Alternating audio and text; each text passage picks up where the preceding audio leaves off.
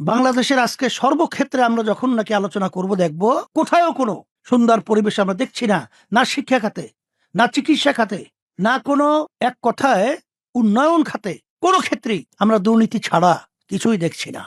তবে সবার কথা একটা কথাই বারবার উঠে আসে, রক্ষক যদি ভক্ষক হয় তখন সেখানে আমরা আলোচনা করব, আলোচনা টেবিলেই থাকবে, কিন্তু বাস্তবে সেটা আমরা সুফল দেখব এটা বিগত দিনে দেখি নাই, সামনে দেখবো বলে আশাও করি নাই। কুল্লু এনাইয়াতারাশাহু বিমা ফিহে, যে ভান্ডের ভিতরে যা থাকবে কাজ করলে তাই পড়বে। আসলে মূল ব্যাপারটা হলো বাজেট সুষম বন্টন।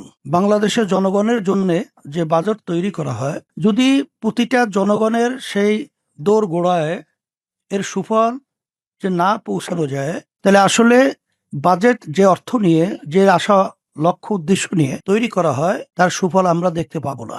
এই জন্যই আমরা বারবার বলে আসছি যে বাংলাদেশের স্বাধীনতা উত্তর যারাই রাষ্ট্র পরিচালনা করেছেন আর বর্তমানে যারা দেশ পরিচালনা করছেন, অন্য অন্য সরকার, এই সরকার কিন্তু একটু ব্যতিক্রম। কারণ এই সরকারটা কিন্তু এসেছে অভ্যুত্থানের মাধ্যমে। আপনাদের সেই অভ্যুত্থানের যে ইতিহাসগুলো, বৈষম্য দূর করুন, জুলুম নির্যাতন, এক কথায় হকদারের পাওনা, সেটা যখন নাকি বৈষম্য করা হতো, এই জন্যই কিন্তু এই গণ অভ্যুত্থান হাজার হাজার বাংলাদেশের তাজা প্রাণগুলো ঝরিয়ে, পঙ্গু হয়ে চক্ষু হারিয়ে যে আপনাদেরকে উপহার দিয়েছে, সেটা আপনারা ভুলবেন না।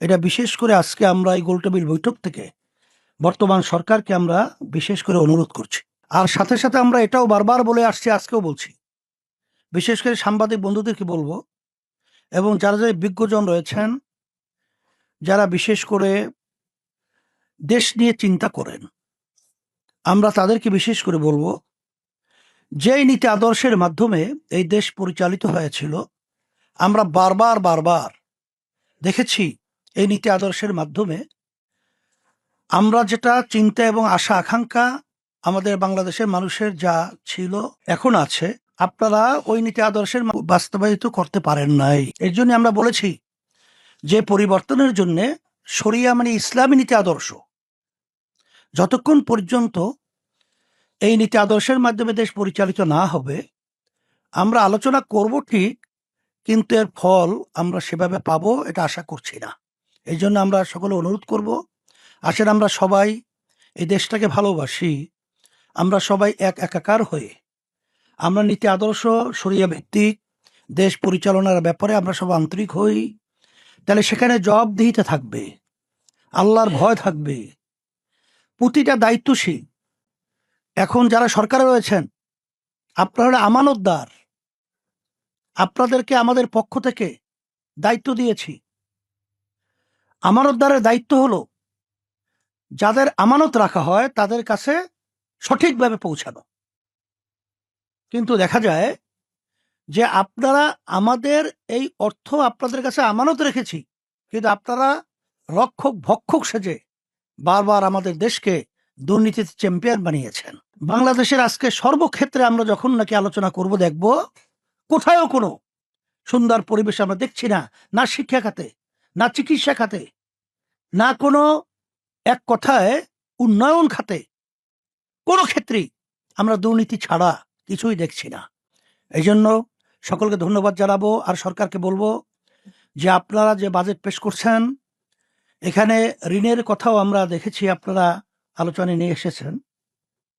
আমরা ঋণ প্রতি বছর বাড়ছে, এক কথায় 2026-27 যে আপনারা অর্থ বছরে বাজেট ঘোষণা করবেন, সেখানে যে আপনারা ঋণের পরিমাণ দেখিয়েছেন, এতে করে আমাদের দেশের প্রতিটা জনগণের মাথায় 1,40,000 টাকার মতো ঋণ আমরা বিদেশের কাছে দায়বদ্ধ হিসাবে আমরা বোঝা নিয়ে চলব।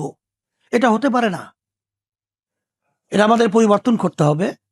এই জন্য আমরা সবাই যদি দেশকে ভালোবাসি, মানুষের কল্যাণ চাই, আসেন আমরা সবাই এক একাকার হয়ে আমরা যেন এই বাজেটের মাধ্যমে আমরা প্রতিটা জনগণের যেটা চাওয়া পাওয়া, সেই লক্ষ্যে আমরা পৌঁছতে পারি, এবং সরকারকে বলবো পৌঁছাও দেওয়ার ব্যাপারে আপনারা আন্তরিকভাবে সচেষ্ট হবেন। আর সাথে সাথে এই দেশে শতকরা 92 জনের মতো মুসলমান বসবাস করে। এই দেশের ভিতরে হিন্দু, বৌদ্ধ, খ্রিস্টান সহ অন্যান্য ধর্মাবলম্বী অনেকে রয়েছে। আমি বলবো বাংলাদেশের ইতিহাসে তারা কিন্তু মায়ের কোলে যেরকম সন্তান শিশু নিরাপদ থাকে, এইভাবে এই দেশের মধ্যে আছে। কিন্তু এই বিভিন্ন সময় দেখা যায় যে মূর্তির নামে যে একটা অরাজকতা সৃষ্টি যে পায়তারা চলছে, আমি বলবো মন্দিরের ভিতরে তাদের রামের মূর্তি থাকবে, থাকুক, এটা আমাদের কোনো বাধা বিপত্তি থাকবে না। কিন্তু আপনারা যদি রাস্তার মধ্যে বিভিন্ন জায়গায় সেখানে এই ধরনের আচরণ করতে চান, এখানে কিন্তু সুন্দর পরিবেশকে অসুন্দর করা হবে। এটা সরকারকে আমরা বলবো গুরুত্ব সহকারে আপনারা নজর রাখবেন। আর এখন যে বিদ্যুৎ সহ বিভিন্নভাবে নিত্য প্রয়োজনীয় জনগণের যে প্রয়োজনীয় বিষয়াদিগুলো আছে, যেটা সাধ্যের বাহিরে চলে যাচ্ছে, এই বিষয়াদিগুলো আন্তরিকভাবে আপনারা দেখবেন। কারণ বর্তমান সম্মানিত প্রধানমন্ত্রী সে একদিন আগে 2 দিন আগে যে শপথ নেওয়ার আগে আমার সঙ্গে যখন আলোচনা হয়েছিল, সে আন্তরিকভাবেই বলেছিল যে আমরা দেশকে সবাইকে নিয়ে সুন্দর একটা দেশে পরিণত করব। আপনার সেই ওয়াদাকে আপনি বাস্তবায়নের জন্যে আপনার সংসদে যারা সম্মানিত সদস্য রয়েছেন, দেশ পরিচালনা করেছেন, সকলের প্রতি উদাত্ত আহ্বান জানাচ্ছি। আপনাদের সকলকে ধন্যবাদ জানাই এবং আমরা সবাই একাকার হয়ে আমরা যেন দেশকে গড়তে পারি, মানুষের কল্যাণ বয়ে আনতে পারি। আল্লাহ আমাকে আমাদের সকলকে তৌফিক দান করুন। আপনার স্বপ্নগুলো আকাশ ছুবে প্রবাসীর হেলিকপ্টারের মাধ্যমে। বিয়ে, জন্মদিন অথবা যে কোনো বিশেষ প্রয়োজনে হেলিকপ্টার ভাড়া করতে যোগাযোগ করুন স্ক্রিনে দেয়া নাম্বারে। প্রবাসীর হেলিকপ্টার, নিরাপদ ও সাশ্রয়ী বাহনের বিশ্বস্ত নাম।